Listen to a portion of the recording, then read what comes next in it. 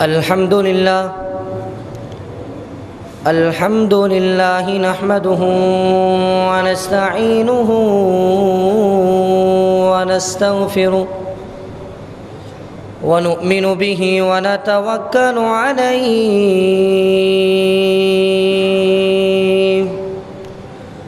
ونعوذ بالله من شرور أنفسنا ومن سيئات أعمالنا من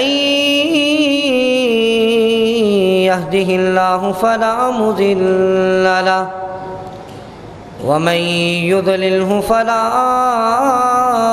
هادي له وأشهد أن لا إله إلا الله وحده لا شريك له وأشهد أن محمدًا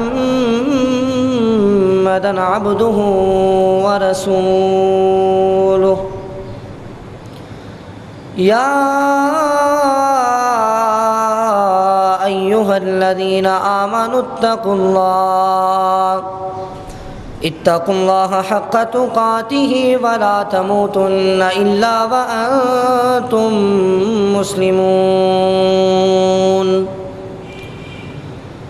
يا أيها الناس اتقوا ربكم الذي خلقكم من نفس واحدة وخلق منها زوجها وبث منهما رجالا كثيرا ونساء واتقوا الله الذي تساءلون به والأرحام إن الله كان عليكم رقيبا يا أيها الذين آمنوا اتقوا الله وقولوا قولا سديدا يصلح لكم أعمالكم ويغفر لكم ذنوبكم ومن يطع الله ورسوله فقد فاز فوزا عظيما اللهم صل على محمد وعلى آل محمد صلى الله عليه وسلم كما صليت على إبراهيم وعلى آل إبراهيم إنك حميد مجيد اللهم بارك على محمد وعلى آل محمد كما باركت على إبراهيم وعلى آل إبراهيم إنك حميد مجيد أما بعد فإن خير الحديث كتاب الله وخير الهدي هدي محمد وشر الأمور محدثاتها وكل محدثة بدعة وكل بدعة ضلالة وكل ضلالة في النار أعوذ بالله السميع العليم من الشيطان الرجيم بسم الله الرحمن الرحيم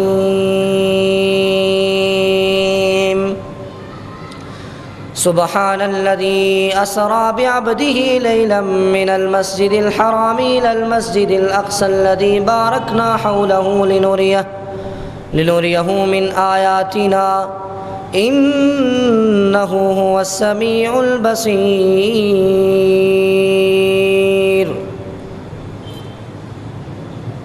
سب قسم کی حمد و ثنا اللہ وحدہ لا شریک کے لیے ہیں، جو ہمارا خالق ہے، مالک ہے، رازق ہے، ہر چیز پر قادر ہے، جو وہ چاہے کر سکتا ہے، اگر وہ چاہے تو کسی کو بیٹے دے دے، اگر وہ چاہے تو کسی کو بیٹیاں دے دے، اور اگر وہ چاہے تو اولاد سے محروم رکھے، کیونکہ اس کا یہ اعلان ہے یَهَبُ لِمَن یَشَاءُ اِنَاثًا وَيَهَبُ لِمَن یَشَاءُ الذُّکُورَ، جسے چاہتا ہے بیٹے دے دیتا ہے، جسے چاہتا ہے بیٹیاں دے دیتا ہے، یہ اس خالق کی مرضی ہے۔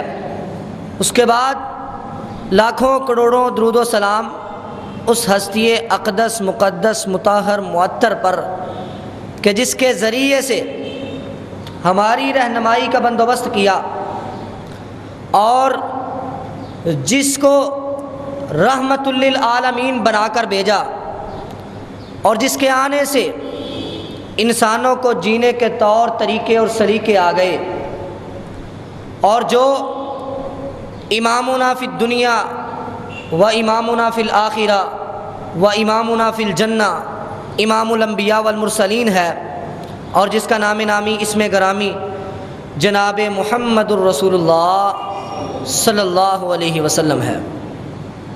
سامعین محترم، حمد و ثنا کے بعد پچھلے جمعے میں نے آپ کے سامنے اسراء کا تذکرہ کیا، اور اس جمعہ میں آپ کے سامنے آقا علیہ الصلوۃ والسلام کے معراج کا تذکرہ کرنا چاہتا ہوں کہ اسراء زمینی سفر کا نام ہے اور معراج آسمانی سفر کا نام ہے۔ اور پچھلے جمعے کا خلاصہ یہی تھا، تاکہ بات میں ربط پیدا ہو جائے۔ خلاصہ آپ کو بتا دیتا ہوں۔ پچھلے جمعے کا خلاصہ یہ تھا کہ آقا علیہ الصلوۃ والسلام کو اللہ رب العزت نے معراج اور اسراء کروائی ہے، اور بیداری کی حالت میں کروائی ہے، اور عالم بشریت میں کروائی ہے، یعنی آپ بطور انسان اوپر گئے ہیں۔ اگر آپ بطور نور اوپر جاتے تو معجزہ نہ رہتا، نوری تو آسمانوں پہ جاتے ہیں۔ اور آخری بات میں نے یہ کی تھی اس کی ضمن میں ہی کہ انبیاء بشر ہوتے ہیں، نور نہیں ہوتے، کیونکہ مشرکین مکہ نے ساری عمر یہی شور مچائے رکھا کہ لولا انزل الیہ ملک فیکون معہ نذیرا، فرشتہ نبی بن کے آنا چاہیے تھا، انسان نبی قبول نہیں ہمیں۔ ان کا رولا یہ تھا، ان کا شور یہ تھا، سب سے مین وجہ یہ تھی نبی نہ ماننے کی۔ وہ کہتے تھے یہ تو انسان ہے، اگر نبی نور ہوتے تو وہ ایمان لے آتے۔ تو آج ہم کہتے ہیں نہیں، بشر نہیں ہے، نور ہے۔ تو یہ بھی آپ کے سامنے میں نے بات واضح کر دی تھی کہ بشر ہونا زیادہ افضل ہے نور ہونے سے۔ اچھا، اس کے بعد یہ باتیں ہو گئی تھی، اسراء کی حکمت بیان کی کہ اسراء اس وجہ سے کروایا گیا تھا زمینی سفر، تاکہ لوگوں کو بتا بھی سکیں۔ اگر لوگوں کو آپ یہ بتاتے کہ میں آسمانوں کا سفر کر کے آیا ہوں، نہ کسی نے آسمان دیکھا ہے اور نہ ہی کسی نے ماننا تھا۔ جب آپ نے یہ بتایا کہ میں اسراء کر کے آیا ہوں، میں بیت المقدس سے ہو کے آیا ہوں، زمینی سفر بیت المقدس لوگوں نے دیکھی تھی مسجد، آپ نے جب مسجد کا تذکرہ کیا کہ وہاں یہ ہے رستے میں یہ ہے، لوگ مان گئے دل سے، ان کا دل جو ہے وہ مان چکا تھا، لیکن ظاہری حالت میں وہ انکار کر رہے تھے۔ کیوں؟ صرف وہ دشمنی تھی کہ ہمارے بتوں کو برا بھلا کہتے ہیں۔ تو یہ خلاصہ تھا پچھلے جمعے کا۔ آج میں آپ کے سامنے آقا علیہ الصلوۃ والسلام کے معراج کا تذکرہ کرنا چاہتا ہوں کہ جب آقا علیہ الصلوۃ والسلام نے نماز پڑھائی، انبیاء کو بیت المقدس میں باہر نکلے تو جبریل امین علیہ الصلوۃ والسلام نے وہ تحفہ دیا، پیش کیا، جو ہدیہ کیا کہتے ہیں، مہمان نوازی کے طور پر پیالے دو، آپ نے پیا، دودھ پیا۔ دودھ پینے کے بعد پھر آقا علیہ الصلوۃ والسلام فرماتے ہیں ثم انطلقنا الی السماء الدنیا، پھر ہم آسمان دنیا کی طرف روانہ ہوئے چلے۔ اور ایک حدیث میں الفاظ ہے، آقا علیہ الصلوۃ والسلام نے فرمایا ثم عرج بی الی السماء الدنیا، کہ جبریل نے میرا ہاتھ پکڑا اور مجھے لے کے آسمان دنیا کی طرف چڑھے۔ اور بعض احادیث سے یہ بھی ثابت ہے کہ آقا علیہ الصلوۃ والسلام کے لیے ایک خوبصورت سیڑھی بنائی گئی، آپ اس سیڑھی کے ذریعے چڑھ کے آسمان دنیا تک پہنچے، ساتھ میں جبریل ہے۔ جب آپ آسمان دنیا پہ پہنچے تو دستک دی جبریل امین علیہ الصلوۃ والسلام نے۔ پوچھنے والے فرشتے نے پوچھا کون ہے؟ بتایا جبریل ہوں۔ پوچھا تمہارے ساتھ کون ہے؟ بتایا میرے ساتھ محمد صلی اللہ علیہ وسلم ہیں۔ تو فرشتے نے کہا کیا ان کو بلایا گیا ہے؟ تو حضرت جبریل امین علیہ الصلوۃ والسلام نے فرمایا کہ جی ہاں بلایا گیا ہے۔ دروازہ کھولا گیا اور فرشتے نے کہا مرحبا ولنعم المجیء جاء، آپ کا آنا مبارک ہو، خوش آمدید، آپ آئیں، آپ کا آنا مبارک ہو۔ سلام کہا، سلام کا جواب دیا گیا۔ اس کے بعد جبریل امین علیہ الصلوۃ والسلام نے کہا وہ جو سامنے ہے نا، سامنے ایک آدمی بیٹھا ہے، ایک بشر بیٹھا ہے، کہا یہ جو سامنے ہے یہ آپ کے باپ آدم ہیں اور تمام انسانیت کے باپ ہیں۔ آقا علیہ الصلوۃ والسلام نے آگے بڑھ کے ان سے سلام لیا، کہا السلام علیکم۔ حضرت آدم نے جواب دیا، وہ کہا مرحبا بالنبی الصالح والابن الصالح، کہا خوش آمدید ہو میرے پیارے بیٹے اور نیک نبی، آپ کو خوش آمدید ہو۔ دعائیں کی، سلام دعا ہوئی، کلام ہوا۔ اس کے بعد اللہ کے نبی نے سفر بڑھایا اور دوسرے آسمان پر پہنچے۔ یہی معاملہ جو پہلے آسمان پہ ہوا، اسی طرح دوسرے آسمان پر جب پہنچے، دستک دی، پوچھنے والے نے پوچھا کون؟ بتایا گیا جبریل ہوں۔ پوچھا ساتھ کون ہے؟ بتایا گیا محمد صلی اللہ علیہ وسلم ہے۔ کہا ان کو بلایا گیا ہے؟ کہا جی ہاں بلایا گیا ہے۔ دروازہ کھولا، مرحباً، خوش آمدید کہا اور آنا آپ کا مبارک ہو۔ ملاقات ہوئی، سلام ہوا۔ اس کے بعد پھر دوسرے آسمان پہ آقا علیہ الصلوۃ والسلام نے 2 بندوں سے ملاقات کی۔ ان میں سے ایک حضرت عیسیٰ علیہ الصلوۃ والسلام ہے اور دوسرے حضرت یحییٰ علیہ الصلوۃ والسلام ہیں، اور یہ دونوں نبی آپس میں خالہ زاد بھائی تھے، ملاقات ہوئی۔ حضرت آقا علیہ الصلوۃ والسلام نے ان کو سلام کہا، سلام کا جواب ہوا۔ انہوں نے بھی کہا کہ خوش آمدید ہو ہمارے پیارے بھائی اور نیک نبی، انہوں نے بھی وہی الفاظ بولے۔ اس کے بعد آقا علیہ الصلوۃ والسلام تیسرے آسمان پر پہنچے تو پھر وہی معاملہ جو پہلے اور دوسرے آسمان پر ہوا، تیسرے آسمان پر بھی وہی معاملہ ہوا۔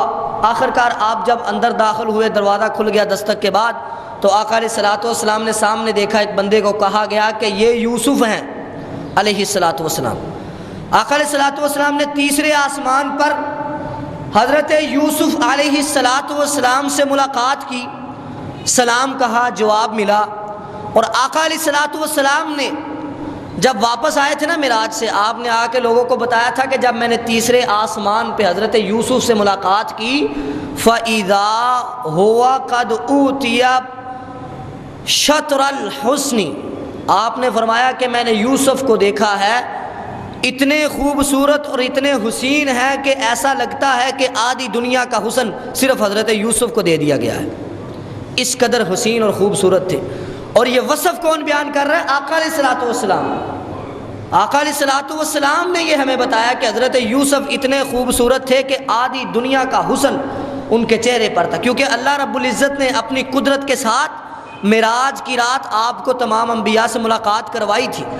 آپ نے حضرت یوسف کو بھی دیکھا، اپنی جاگتی آنکھوں سے دیکھا، اپنی انسانی آنکھوں سے دیکھا، اور ہمیں ان کی حالت بیان کی کہ وہ اتنے خوبصورت تھے کہ آدھی دنیا کا حسن حضرت یوسف کو ملا تھا۔ اس کے بعد آقا علیہ الصلوۃ والسلام کا سفر بڑھا، آپ چوتھے آسمان پر پہنچے۔ چوتھے آسمان پر بھی وہی معاملہ ہوا جو پہلے، دوسرے، تیسرے پر دروازہ کھلا، دستک ہوئی، اس کے بعد اندر گئے، جا کے دیکھا تو ایک بندے سے ملاقات ہوئی، حضرت جبریل امین علیہ الصلوۃ والسلام نے بتایا کہ یہ ادریس علیہ الصلوۃ والسلام ہے۔ آپ نے السلام علیکم کہا، سلام ہوا، کلام ہوئی، دعائیں دی۔ اور یہاں سے ایک بات یہ پتہ چلتی ہے کہ آقا علیہ الصلوۃ والسلام ہر آسمان پر جا رہے ہیں۔ آپ جب ایک نبی کو دیکھتے ہیں تو آپ خود نہیں پہچانتے کہ یہ کون ہے، یعنی آپ غیب نہیں جانتے، یعنی آپ کو یہ نہیں پتا کہ یہ نبی کون ہے، یہ بندہ کون ہے، بلکہ جبریل امین بتاتے ہیں کہ یہ فلاں نبی ہے، یہ فلاں نبی ہے، یہ فلاں نبی ہے۔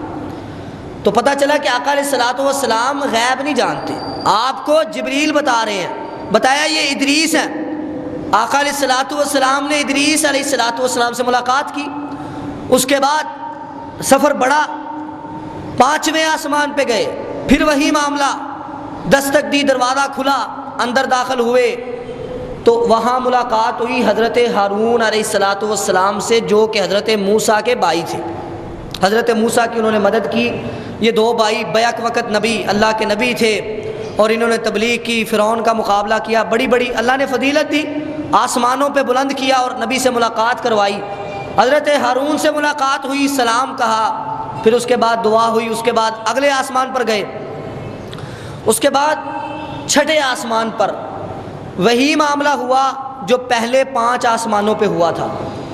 آقا علیہ الصلوۃ والسلام نے چھٹے آسمان پر ملاقات کی حضرت موسیٰ علیہ السلام سے، جو کہ بنی اسرائیل کی طرف نبی بن کر آئے تھے۔ حضرت موسیٰ سے ملاقات ہوئی، سلام کہا، اس کے بعد کلام ہوئی، تو حضرت موسیٰ نے وہاں یہ کہا یا ربی ھذا الغلام قد بعثتہ بعدی، یہ نوجوان خوبرو نبی ہے، اس کو تو نے مجھ سے بعد نبی بنا کے بھیجا ہے، میں اس سے پہلے نبی بنا تھا اور یہ میرے بعد نبی بن کے آیا ہے، اور یہ خوبرو نوجوان نبی ہے، لیکن اس کی امت یدخل من امتہ اکثر و افضل مما یدخل من امتی۔ حضرت موسیٰ نے کہا کہ یہ نبی تو میرے بعد بن کے آیا ہے، لیکن اس کی امت میری امت سے زیادہ جنت میں داخل ہوگی، زیادہ تعداد میں۔ تو یہ بھی امت محمدیہ کے لیے ایک فضیلت ہے کہ کل قیامت کے دن جنتیوں کی تقریباً 120 صفیں ہوں گی، ان میں سے 80 صفیں صرف امت محمدیہ کی ہوں گی۔ اللہ نے امت محمدیہ کو فضیلت دی ہے، اور اسی وجہ سے حضرت موسیٰ نے کہا تھا کہ یہ نبی میری امت سے زیادہ تعداد میں اپنے جو ہے وہ امتیوں کو جنت میں لے کے جائے گا۔ حضرت موسیٰ رونا شروع ہو گئے، اور یہ اس وجہ سے تھا، رونا کوئی حسد اور بغض کی وجہ سے نہیں تھا، کیونکہ بندہ جب عالم بالا میں پہنچ جاتا ہے، اس دنیا سے رخصت ہو جاتا ہے، وہاں جا کے حسد اور بغض تو ہوتا ہی نہیں، بلکہ نبیوں کی شیان شان ہی نہیں ہے حسد اور بغض کرنا کہ اس کی امت زیادہ چلی جائے گی، بلکہ حضرت موسیٰ اس وجہ سے روئے تھے کہ ان کی امت نے جو ان کے ساتھ بدعہدیاں کی، ان کے بعد جو گل کھلائے اور جس طرح بتوں کی عبادت شروع ہو گئی، اور اس وجہ سے روئے کہ جس نبی کی امت زیادہ ہوگی اس نبی کو امتیوں کا ثواب بھی ملتا ہے۔ آپ کو پتہ ہے کہ جو بندہ کسی کو نیکی کی راہ پہ لگاتا ہے، نیکی کی راہ پہ لگانے والا جب نیکی کرنے والا نیکی کرتا ہے تو لگانے والے کو بھی ثواب ملتا ہے۔ تو جس نبی کی جتنی زیادہ امت ہوتی ہے اس نبی کو اتنا زیادہ ثواب ملتا ہے، اور اس نبی کا اتنا زیادہ مقام بلند ہوتا ہے۔ اس وجہ سے حضرت موسیٰ نے کہا تھا کہ میری امت کم ہے، اس لیے میرے درجات ان سے کم ہیں، ان کے درجات مجھ سے بھی زیادہ ہیں۔ حضرت موسیٰ علیہ السلام سے ملاقات کرنے کے بعد آقا علیہ السلام 7ویں آسمان پر چلے گئے۔ 7ویں آسمان پر بھی وہی معاملہ ہوا، دستک دی، اندر داخل ہوئے۔ کہتے ہیں میں نے اچانک دیکھا کہ بیت المعمور کے ساتھ ٹیک لگائے ہوئے حضرت ابراہیم علیہ السلام بیٹھے ہیں، جو کہ جد الانبیاء ہیں۔ حضرت ابراہیم بیت المعمور کے ساتھ ٹیک لگائے ہوئے ہیں۔ بیت المعمور کس کو کہتے ہیں؟ حضرت قتادہ تابعی ہیں، وہ بیان کرتے ہیں کہ ہمیں اللہ کے رسول نے بتایا، اللہ کے رسول سے ہمیں یہ پتہ چلا کہ بیت المعمور کیا چیز ہے۔ مسجد فی السماء بحذاء الکعبہ لو خر علیہا، کہ جو بیت المعمور ہے وہ خانہ کعبہ کے بالکل سیدھا آسمانوں کے اوپر ہے۔ 7ویں آسمان پر بیت المعمور خانہ کعبہ کی بالکل جو ہے نا بالکل خانہ کعبہ کے برابر ہے، اور بیان کرتے ہیں کہ اگر وہاں سے گرے بیت المعمور، اگر وہاں سے گرے تو سیدھا خانہ کعبہ کے اوپر گرے گا، کیونکہ وہ بالکل اس کے برابر ہے۔ جس طرح دنیا میں مسلمان خانہ کعبہ کی حرمت کا خیال رکھتے ہیں، اسی طرح بیت المعمور کی حرمت آسمانوں میں ہے، اور بیت المعمور اللہ کا گھر ہے، آسمانوں میں فرشتے وہاں عبادت کرتے ہیں۔ جیسے خانہ کعبہ میں جا کے اللہ کے بندے عبادت کرتے ہیں، ایسے ہی بیت المعمور میں جا کے فرشتے عبادت کرتے ہیں۔ اور آپ نے فرمایا کہ یدخلہ کل یوم 70,000 ملک لا یعودون الیہ، کہ ایک دن میں 70,000 فرشتے بیت المعمور میں عبادت کرنے کے لیے داخل ہوتے ہیں، اور پھر دوبارہ ان کی باری نہیں آتی۔ ایک دفعہ گئے 70,000 فرشتے عبادت کی، دوبارہ ان کی باری نہیں آتی۔ یہ بیت المعمور کی حالت اور کیفیت ہے۔ اور یہاں سے پتہ چلتا ہے کہ انسان تو مٹھی بھر ہیں اللہ کی مخلوق کے مقابلے میں۔ ہم فرشتوں کا تصور کرتے ہیں، فرشتوں کے بارے میں حدیث میں آتا ہے کہ جنود مجندہ، اللہ کے بہت بڑے بڑے لشکر ہیں، اور فرشتے اتنے زیادہ ہیں کہ آپ کی سوچ بھی نہیں۔ آسمان بڑے پڑے ہیں اور زمین آسمانوں کے مقابلے میں تو بالکل ایک ذرے کے برابر ہے۔ آسمانوں کے بارے میں بعض روایات میں تو ایسے بھی آتا ہے کہ ایک بیابان صحرا ہو اور صحرا میں ایک انگوٹھی پڑی ہو، ایک انگوٹھی، وہ انگوٹھی زمین ہے اور پورا صحرا آسمان ہے۔ یہ مقابلہ ہے زمین اور آسمان کا، اور پہلے آسمان کا دوسرے آسمان کے ساتھ اس طرح مقابلہ ہے، دوسرے کا تیسرے کے ساتھ۔ پتہ چلا اتنے بڑے بڑے آسمان ہیں، اور سارے آسمانوں میں اللہ کی مخلوق، اللہ کے فرشتے موجود ہیں، اور 70,000 فرشتے روزانہ داخل ہو کے اللہ کی عبادت کرتے ہیں، اور دوبارہ باری نہیں ملتی۔ کیوں؟ کیونکہ فرشتے ہیں ہی بہت زیادہ ہیں، دوبارہ باری ہی نہیں ملتی عبادت کرنے کی۔ اور اللہ کے نبی نے فرمایا جب میں نے آسمانوں کو دیکھا، آسمان چرچرا رہا تھا، اور حق لہا انت اتا، اس کا حق ہے وہ چرچرائے۔ کیوں؟ کیونکہ اس کے اندر 4 انگلیوں کے برابر بھی جگہ خالی نہیں تھی جہاں فرشتہ سجدے کی قیام کی حالت میں نہ ہو۔ اللہ بندوں کی عبادت سے بے نیاز ہے۔ اگر بندے کے سارے اللہ کے نافرمان ہو جائیں، ایسے آدمی کی دل کی طرح ان کا دل ہو جائے جو مخلوق میں سب سے بدترین ہے، فرعون کی طرح نافرمان بن جائیں، اللہ کی بادشاہی میں ایک ذرے اور ایک قطرے کے برابر بھی آپ کمی واقع نہیں کر سکتے۔ یہاں سے اللہ کی بے نیازی کا پتہ چلتا ہے۔ اگر آپ اللہ کی عبادت نہ کریں، اللہ نے عبادت کو رکھا ہے آپ کا اللہ کے ساتھ تعلق رکھنے کے لیے۔ اللہ کی عبادت کرنے والے تو فرشتے ہیں، اور وہ ہیں لا یعصون اللہ ما امرہم ویفعلون ما یؤمرون، وہ تو نافرمانی کرتے ہی نہیں، اللہ ان سے راضی ہے، وہ اللہ کی نافرمانی کرتے ہی نہیں، اور وہ ہر وقت عبادت میں رہتے ہیں، کوئی سجدے کی حالت میں، کوئی قیام کی حالت میں، کوئی رکوع کی حالت میں اللہ کی عبادت کیے جا رہے ہیں، ذکر کیے جا رہے ہیں، بلکہ ان کی غذا ہی اللہ کی عبادت اور اللہ کا ذکر ہے۔ تو اللہ بندوں کی عبادت سے بے نیاز ہے۔ ہمیں ضرورت ہے اللہ کی، ہمیں اللہ کی عبادت کی ضرورت ہے، ہمیں کرنی ہے اللہ کی عبادت۔ اور یہی وجہ ہے کہ معراج کی رات نماز کا تحفہ دیا گیا، وہ آگے ذکر کروں گا۔ سب سے پہلے بات ہو رہی تھی کہ حضرت ابراہیم بیت المعمور کے ساتھ ٹیک لگائے بیٹھے تھے، اور بیت المعمور اللہ کا گھر ہے، وہاں فرشتے عبادت کرتے ہیں۔ حضرت ابراہیم سے سلام لیا، ملاقات ہوئی۔ حضرت ابراہیم علیہ السلام نے ایک بات کہا کہ اپنی امت کو میری طرف سے سلام کہنا، اور انہیں کہنا کہ جنت کا پانی بڑا میٹھا ہے، اور جنت کی مٹی جو ہے وہ کستوری کی طرح ہے، اور جنت کی زمین ہموار ہے، بالکل صاف ہے، وہاں کچھ نہیں۔ کہا الحمدللہ، سبحان اللہ، اللہ اکبر، لا الہ الا اللہ کہا کرو، ان کے ذریعے تم جنت کے اندر شجر کاری کرو گے۔ جو بندہ سبحان اللہ کہتا ہے اس کے لیے جنت میں درخت لگا دیا جاتا ہے، جو اللہ اکبر کہتا ہے جنت میں درخت لگا دیا جاتا ہے۔ تو حضرت ابراہیم نے کہا تھا کہ اپنی امت سے کہنا کہ جنت میں شجر کاری کرنا چاہتے ہو، اپنے لیے باغات بنانا چاہتے ہو، تو تمہیں اللہ اکبر، سبحان اللہ، لا الہ الا اللہ، الحمدللہ جیسے کلمات کہتے رہا کرو، تاکہ تمہارے لیے جنت کے اندر درخت لگا دیے جائیں۔ تو یہ حضرت ابراہیم کی ہمارے لیے ایک وصیت اور نصیحت تھی۔ معراج کی رات بہت افضل ہے، وہاں جو کچھ بھی ہوا وہ سب کچھ افضل ہی ہوا۔ آقا علیہ الصلوۃ والسلام نے جب یہ منظر دیکھا، سب کچھ ہوا، اس کے بعد آقا علیہ الصلوۃ والسلام کو پھر جنت کی سیر بھی کروائی گئی۔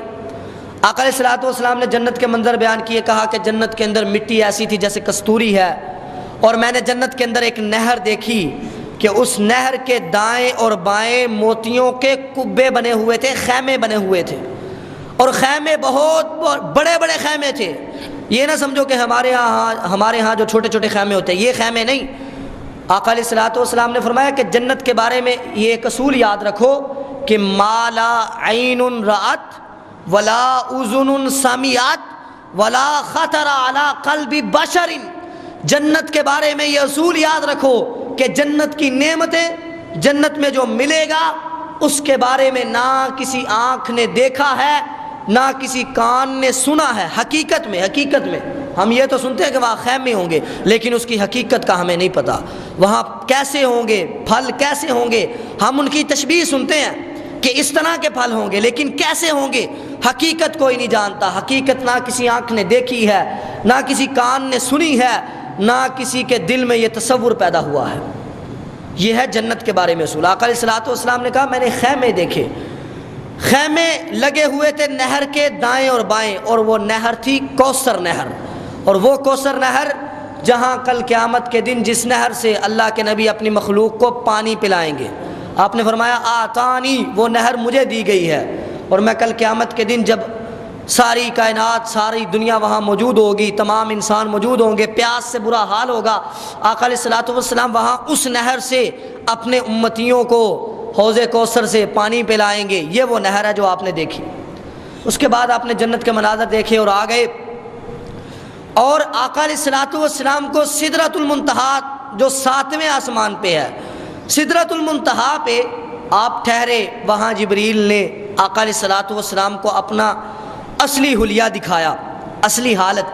آقا علیہ الصلوۃ والسلام نے وہاں بڑی بڑی نعمتیں دیکھی، بڑی بڑی نشانیاں دیکھی۔ ان میں سے ایک نشانی آپ نے یہ دیکھی کہ آپ نے جبریل امین علیہ الصلوۃ والسلام کو اصلی حالت میں دیکھا، اس حالت میں دیکھا کہ جس حالت میں جبریل کو پیدا کیا گیا ہے، جو جبریل کی اصل جسامت ہے۔ آقا علیہ الصلوۃ والسلام نے فرمایا رأیت جبریل، میں نے جبریل کو دیکھا کہ 600 جناحی، اس کے 600 پر تھے، اور ایک پر اتنا بڑا تھا کہ ایک پر کھولا جائے زمین اور آسمان کا خلا پورا ہو جائے۔ اور یہاں سے پتہ چلتا ہے کہ اللہ کی کتنی بڑی مخلوق ہے اور آسمانوں میں رہ رہی ہے، اور یہاں سے پتہ چلتا ہے کہ آسمان کتنے بڑے ہوں گے، کیونکہ جبریل کا ایک پر زمین اور آسمان کے خلا کو پورا کر رہا ہے۔ تو یہ ذرا تصور کرو کہ آسمان کتنا بڑا ہوگا یہاں جہاں جبریل رہتے ہیں۔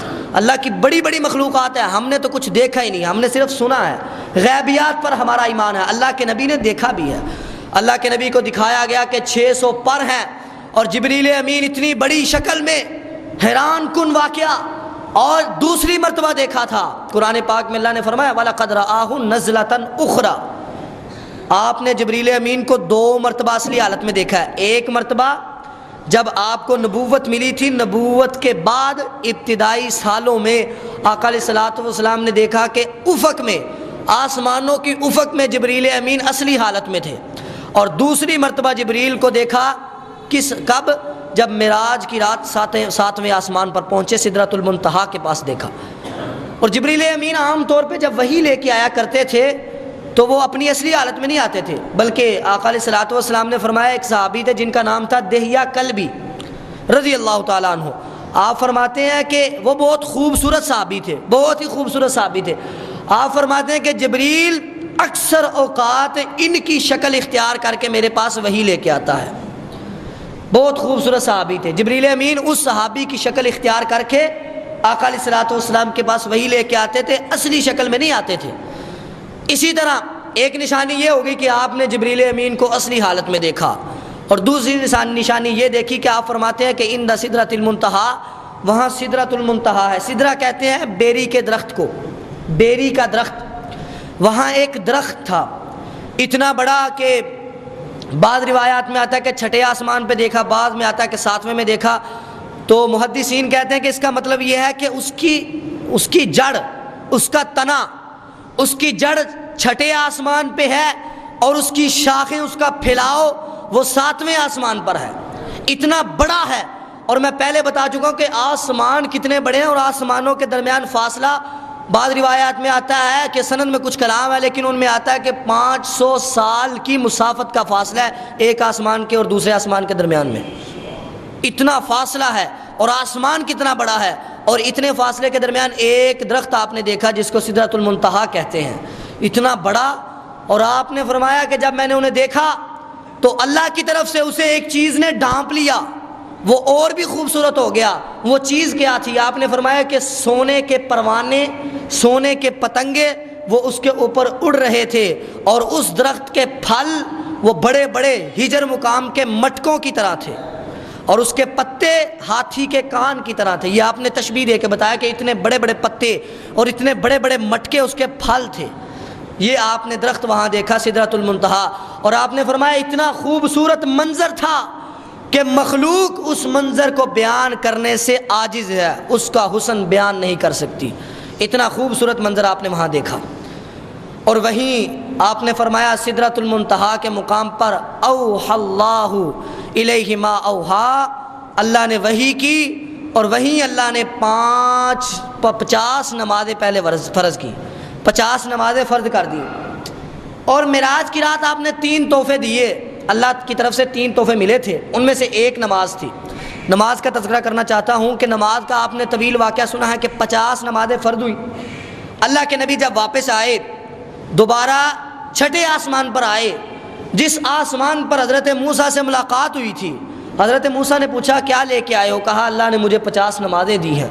کہا 50 نمازیں ایک دن میں تمہاری امت کیسے پڑھے گی؟ نہیں پڑھ سکتی، میں نے بنی اسرائیل کو آزمایا ہے، میں نے تجربہ کیا ہے، انہوں نے میرے ساتھ وفا نہیں کی، وہ تو 2 نمازیں نہیں پڑھتی تھی۔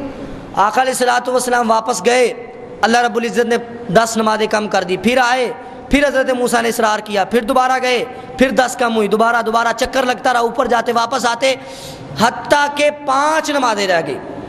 اور جب 5 نمازیں رہ گئی، حضرت موسیٰ نے پھر کہا جائیے جا کے نمازیں اور کم کروا لیں، آپ کی امت 5 نمازیں بھی نہیں پڑھے گی۔ حضرت آقا علیہ الصلوۃ والسلام نے کہا نہیں، اب مجھے شرم آتی ہے، میں نے 5 نمازیں، اتنی نمازیں کم کروا دی ہیں، اب صرف 5 رہ گئی ہیں، تو میں 5 ہی لے کے جاؤں گا۔ اور جب آقا علیہ الصلوۃ والسلام وہاں سے روانہ ہونے لگے تو پیچھے سے ایک پکارنے والے نے پکارا، نادا منادن، اس نے پکار کے کہا کہ لا یبدل القول لدی، ہماری بات بدلتی نہیں، ہم نے تم پر 50 نمازیں فرض کی تھی، اب تم 5 پڑھو گے، ثواب 50 کا ملے گا۔ اور یہاں ایک بات ذکر کر دوں کہ نماز کا ثواب ہمارا تصور بھی نہیں ہے، بہت زیادہ ثواب ہے۔ اگر ہم مسجد کے اندر جماعت کے ساتھ ایک نماز پڑھیں تو کتنی نمازوں کا ثواب ہوتا ہے؟ 27 نمازوں کا 27 درجے ثواب ملتا ہے نا۔ ایک نماز مسجد میں پڑھیں تو 27 نمازوں کا ثواب ہے، اور وہ 27 جن کو ہم ضرب دیں 50 نمازوں سے کہ ایک دن میں 50 نمازوں کا ثواب ہے، وہ ایک جس کو پڑھنے سے 27 کا، اور پھر 27 کو 50 سے بے شمار نمازوں کا آپ کو ایک دن میں ثواب ملتا ہے، آپ تصور بھی نہیں کر سکتے۔ اور یہی نماز اگر بندہ خانہ کعبہ میں پڑھے تو ثواب تو شمار ہی نہیں کیا جا سکتا۔ مسجد نبوی میں پڑھے 1000، مسجد کا بیت الحرام میں پڑھے، اللہ کے گھر میں پڑھے، خانہ کعبہ میں پڑھے 1,00,000 نماز کا ثواب، مسجد اقصیٰ میں پڑھے 500 نماز کا ثواب، وہ وہاں نماز پڑھے 1,00,000 نماز کا ثواب، جماعت کے ساتھ پڑھے تو 27 لاکھ، 27 درجے ہو گئے، اور وہی 50 نمازوں کا ثواب، اس کو 50 سے ضرب دو تو بے شمار ثواب بن جاتا ہے، انسان تصور ہی نہیں کر سکتا۔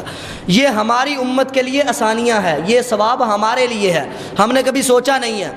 اللہ رب العزت نے آپ کو بے شمار ثواب دیا ہے، آپ ایک نماز پڑھیں آپ کو بے شمار ثواب ملتا ہے۔ اسی طرح آپ کو جب یہ اعلان کر دیا گیا کہ 5 پڑھو گے 50 کا ثواب ملے گا، اور ایک تحفہ یہ تھا، 2 تحفے آپ کو اور دیے گئے تھے، ان میں سے ایک تحفہ جو دوسرے نمبر والا وہ یہ تھا کہ آقا علیہ الصلوۃ والسلام کو سورۃ البقرہ کی آخری 2 آیتیں تحفے میں دی گئی، جن کے بارے میں آقا علیہ الصلوۃ والسلام نے فرمایا من قرأہما فی لیلۃ کفتاہ، آپ نے فرمایا جو بندہ رات کو یہ 2 آیتیں پڑھ کے سوتا ہے، اللہ رب العزت اس کے لیے، اور یہ 2 آیتیں اس کے لیے کافی ہو جاتی ہیں۔ کافی ہونے کا مطلب یہ ہے کہ ساری رات وہ بندہ محفوظ رہتا ہے، اللہ کی طرف سے حفاظت میں رہتا ہے۔ بعض علماء نے یہ بھی لکھا ہے کہ تہجد سے رات کے قیام سے کافی ہو جاتی ہیں، یعنی ان 2 آیتوں کو پڑھنے کا اتنا زیادہ ثواب ملتا ہے۔ وہ 2 آیتیں کیا ہے؟ آمن الرسول بما انزل الیہ من ربہ والمؤمنون، اگلی آیت لا یکلف اللہ نفسا الا وسعها، یہ دونوں آیتیں رات کو پڑھ کے سونی چاہیے۔ یہ 2 آیتوں کی فضیلت اس بات سے پتہ چل جانی چاہیے کہ یہ 2 آیتیں اللہ رب العزت نے سارا قرآن نازل کیا ہے، سارا قرآن دنیا میں ہے، آپ زمین میں تھے، قرآن آتا تھا، لیکن یہ دو آیتیں کہاں ملی؟ آپ نے اپنے پاس بلا کے یہ دو آیتیں دی.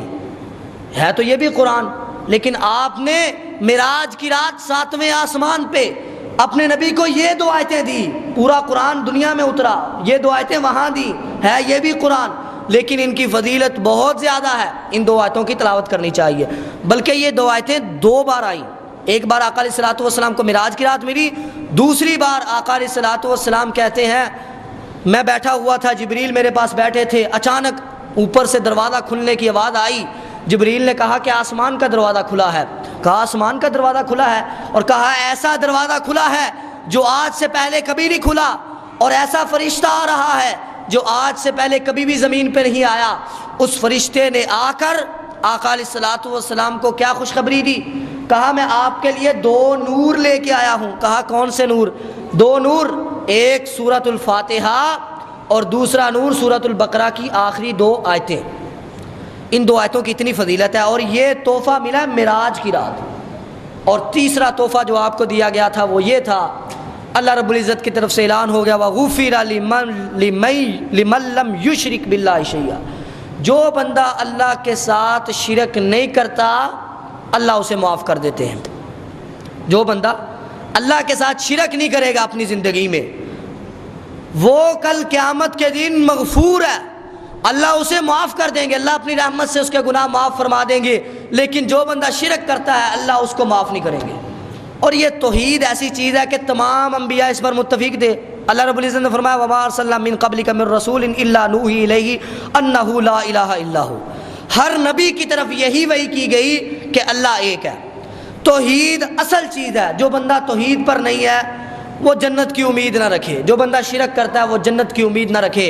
اور ہم یہ کہتے ہیں نا جی، آج کل کہا جائے جی آپ نہ جایا کرے درباروں پر، آپ نہ جا کے مانگا کرے ان بابوں سے، تو کہتے ہیں جی آپ انتشار پھیلاتے ہیں. ہم کہتے ہیں انتشار کا مسئلہ نہیں ہے، مسئلہ یہ ہے توحید کا، کہ توحید اصل ہے. اگر توحید نہیں، ہم توحید بیان نہیں کریں گے تو لوگوں کو کون بتائے گا؟ اور اگر توحید نہ ہوئی تو جنت کی امید نہ رکھیں. کیونکہ ہم اگر کہیں نا جی آپ کیوں جاتے ہیں، تو آگے سے جواب ملتا ہے جی ہم مانتے ہیں اللہ سب کچھ کرتا ہے، اللہ دیتا ہے، اللہ ہی سنتا ہے، لیکن یہ نیک بزرگ اللہ کے ولی ہے، یہ ہمارے سفارشی ہیں، ہم ان کو وسیلہ بناتے ہیں. تو میں ان سے پوچھتا ہوں کہ مشرکین مکہ جو بتوں کی پوجا کیا کرتے تھے وہ کس لیے پوجا کرتے تھے؟ وہ کیا سمجھ کے پوجا کرتے تھے؟ وہ بتوں کو اللہ نہیں سمجھتے تھے، وہ یہ نہیں سمجھتے کہ بت ہمارا خدا ہے، بلکہ قرآن پاک میں اللہ رب العزت نے فرمایا وَيَقُولُونَ هَٰؤُلَاءِ شُفَعَاؤُنَا عِندَ اللَّهِ. مشرکین مکہ کہتے تھے یہ بت خدا نہیں ہے، یہ بت الہ نہیں ہے، یہ بت ہمارے خالق نہیں ہے، یہ بت صرف ہمارے سفارشی ہیں، یہ نیک اللہ کے بزرگ تھے، یہ بت ہماری پکار سن کے وسیلہ بن جاتے ہیں، اللہ کے ہاں ہماری پکار پہنچاتے ہیں. ان کا بھی یہی نظریہ تھا کہ یہ اللہ کے نیک بزرگ ہیں، یہ اللہ کے ہاں سفارشی ہیں. تو اللہ تعالیٰ نے اسی کو تو روکا ہے. اگر آج ہم بھی یہ کہنا شروع کر دیں، اگر آپ کو کوئی بندہ کہے نا جی، ہم کسی سے سوال کریں جی بھائی آپ کیوں گئے ہیں دربار پر، وہ کہے جی بس یہ اللہ کے نیک بزرگ ہیں. ہم ان سے پوچھیں بھائی ٹھیک ہے مانتے ہیں اللہ کے نیک بزرگ تھے، ہمیں بتائیں کیا اللہ سب کچھ کر سکتا ہے؟ اللہ سب کچھ دے سکتا ہے؟ وہ کہے گا جی ہاں دے سکتا ہے. اس کے بعد وہ کہے گا جی اللہ سب کچھ دیتا ہے لیکن یہ ہم کہیں گے بس لیکن کی بات نہیں کرنی. لیکن کہو گے تو شرک ہو جائے گا. جب تم نے یہ کہہ دیا کہ اللہ سب کچھ کرتا ہے، آگے کچھ نہیں کہنا. آگے بولنے لگے فوراً روک دو، کہا نہیں آگے نہیں بولنا، بزرگوں کی بات نہیں کرنی. اگر دینے کی بات کرنی ہے، عبادت کی بات کرنی ہے تو صرف اللہ کی بات کرنی ہے. اور یہ میں اپنی طرف سے بات نہیں کر رہا، اللہ کے رسول نے ایسے کیا. صحیح بخاری میں روایت ہے، اللہ کے رسول فرماتے ہیں کہ مشرکین مکہ وہ کیا کرتے تھے؟ وہ بیت اللہ کا طواف کیا کرتے تھے. ہے مشرک تھے، بتوں کی پوجا کرتے تھے، بتوں کو سفارشی سمجھتے تھے، لیکن بیت اللہ کا طواف کیا کرتے تھے اور تلبیہ بھی پڑھتے تھے. ہم کہتے ہیں نا لبیک اللہم لبیک لا شریک لک لبیک، وہ بھی پڑھتے تھے. اللہ کے نبی نے فرمایا کہ وہ یہ پڑھتے تھے، وہ کہتے تھے لبیک لا شریک لک الا شریکن.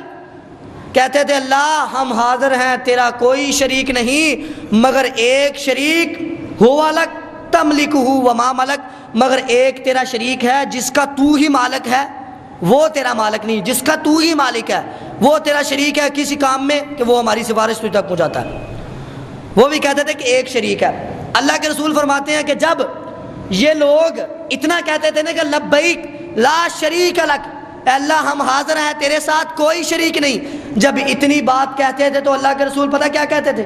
آپ فرماتے تھے ویلکم ویلکم، ہلاکت ہو تمہارے لیے، ہلاکت ہو، قد قد، یہیں پہ رک جاؤ، آگے الا شریکن کے لفظ نہ بولو، الا شریکن کے لفظ نہ بولو، یہ نہ کہو کہ ایک شریک یہ بھی ہے، بس اتنا کہو کہ اللہ کا کوئی شریک نہیں۔ جب آگے بات شروع کرو گے تو تمہارے لیے ہلاکت ہوگی۔ جب مشرکین مکہ اتنی بات کرتے کہ لبیک لا شریک، اللہ تیرا کوئی شریک نہیں ہے مگر ایک شریک، مگر ایک شریک کہنے سے پہلے اللہ کے رسول یہ کہہ دیتے تھے ویلکم ویلکم قد قد، تمہارے لیے ہلاکت ہو، فاختصروا ھذا الکلام، اس کلام کو یہی روک لو، آگے الا شریکن کہنے کی کوئی ضرورت نہیں۔ آج بھی اگر کوئی کہے نا کہ جی مانتے ہیں اللہ سب کچھ کرتا ہے لیکن یہ نیک بزرگ بھی، یہ لفظ بولے آپ کے بس یہ اللہ کے نبی کی سنت ہے، بس ہم نے توحید پر رک جانا ہے، ہم نے آگے جانے نہیں دینا۔ یہی ہے توحید، یہی ہے اصل ہمارا عقیدہ جس کے لیے آقا علیہ الصلوۃ والسلام کو بھی بھیجا گیا اور تمام انبیاء کو بھیجا گیا، اور وہ یہی توحید ہے۔ اور انہی توحید والوں کے لیے معراج کی رات اللہ کی طرف سے اعلان ہوا کہ جو بندہ توحید کی حالت میں فوت ہوگا وہ بندہ اس کو معافی ملے گی اور وہ جنت میں داخل ہو جائے گا۔ جنت اہل توحید کے لیے ہے، توحید والوں کے لیے ہے۔ ہمیں شیبے سے بھی بچنا چاہیے، شبے سے بھی بچنا چاہیے۔ آقا علیہ الصلوۃ والسلام نے فرمایا ان الحلال بین وان الحرام بین وبینہما مشتبہات، حلال چیزیں بھی واضح ہیں، حرام چیزیں بھی واضح ہیں، ان کے درمیان کچھ ایسی چیزیں ہیں کہ جن کے بارے میں لوگوں کو شبہ ہو جاتا ہے، لوگ سمجھتے ہیں پتہ نہیں حلال ہے کہ پتہ نہیں حرام ہے، تو آپ نے فرمایا ایسی چیزوں سے بھی بچو۔ اگر آپ کو یہ بات نہیں سمجھ آتی، آپ کہتے ہیں جی ٹھیک ہے جی جائز ہے درباروں پہ جانا، وہاں جا کے منت مانگنا جائز ہے، اگر آپ کہتے ہیں، میں نے آپ کو سمجھا دیا کہ بس اتنا کہنا ہے کہ اللہ دیتا ہے، اس کے بعد یہ نہیں کہنا کہ بزرگ بھی، اس پہ رک جانا، کیونکہ اللہ کے نبی نے اسی پہ روک دیا تھا، ہم نے بھی اسی پہ رکنا ہے۔ اگر کسی کو بندے کو نہیں بھی سمجھ آتی، اس کو کم از کم اس کو شبہ سمجھتے ہوئے، اس کو شک ہے، اگر شک بھی ہے تو شک کی بنیاد پر بھی ایسا کام نہ کرے، صرف مسجد میں آئے یہاں آ کے مانگے، سب کچھ ملتا ہے، اللہ سب کچھ دیتا ہے۔ ایمان ان کا بھی ہے جو وہاں جاتے ہیں نا، وہ بھی ہمارے بھائی ہیں، جو وہاں جاتے ہیں ایمان ان کا بھی ہے کہ اللہ سب کچھ دیتا ہے، لیکن بعد میں یہ کہہ دیتے ہیں جی یہ نیک اللہ کے بندے تھے، ہم ان کو یہ نہیں کہنے دیں گے، ہم کہیں گے اللہ دیتا ہے نا، ٹھیک ہے دیتا ہے تو پھر یہاں آؤ، پھر وہاں کیوں جاتے ہو، یہیں پہ رک جاؤ، یہی توحید ہے، یہی عقیدہ توحید ہے، یہی اصل ایمان ہے، اسی پہ ڈٹنے والوں کو جنت ملے گی، اسی پہ قائم رہنے والوں کو اللہ جہنم سے بچا کے جنت میں داخل کرے گا۔ اور انشاءاللہ اب وقت ختم ہو گیا ہے، میرا تو ذہن یہ تھا کہ موضوع کو ختم کیا جائے، لیکن ابھی کچھ باتیں باقی ہیں۔ ان میں سے ایک بات جو سب سے مین ہمارے معاشرے کے اندر بڑی بگاڑ کے پیش کی جاتی ہے، دیدار الہی کا مسئلہ، کہ اللہ کے نبی نے اپنے اللہ کا معراج کی رات دیدار کیا کہ نہیں کیا، یہ بہت بڑا مسئلہ ہے۔ اور جبریل آپ کو کہاں تک لے کے گئے، یہ بھی مسئلہ بھی رہتا ہے کہ آپ کہاں تک گئے، ساتوں آسمانوں سے اوپر بھی چلے گئے کہ ساتویں آسمان تک ہی گئے، یہ بھی ایک مسئلہ بہت بڑا ہے۔ اور واپس آئے تو پھر کیا ہوا، یہ چند باتیں ہیں، اگلے جمعے میں انشاءاللہ بیان کروں گا۔ اللہ سے دعا ہے کہ اللہ تعالی ہمیں عقیدہ توحید پر ڈٹ جانے کی اور گامزن رہنے کی توفیق عطا فرمائے، اور اللہ تعالی ہمیں کتاب و سنت کی صحیح طور طریقے سے سمجھنے کی اور اس پر عمل کرنے کی توفیق عطا فرمائے۔ وما علینا الا البلاغ المبین۔